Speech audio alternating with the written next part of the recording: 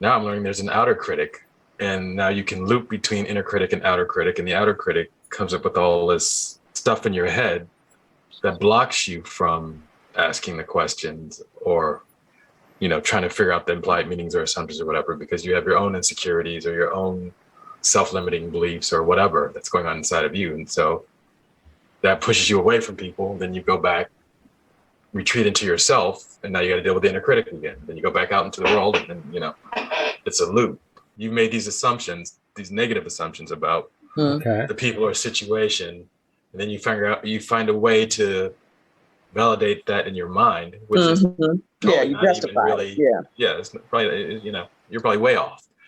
And now you come back and deal with the inner critic because you pushed it, you're back to isolating. And how does the outer sabotage the inner? Give me some more examples. Creates all these narratives and has all of these views on people that they've just kind of conjured up in their head.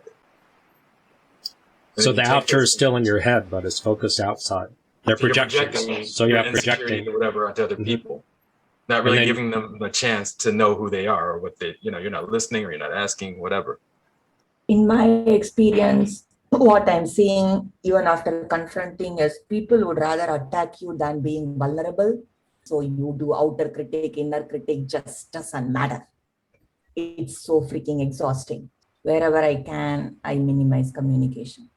Not really giving them a chance to know who they are. Wherever I can, I minimize communication. You're not listening or you're not asking. I minimize communication. Outer critic. They're projections. Is an outer critic. They're projections. In my experience, they're projections. What I'm seeing, they're projections. People would rather attack you than being vulnerable. They're projections. Is an outer critic. They're projections. Wherever I can, I minimize communication.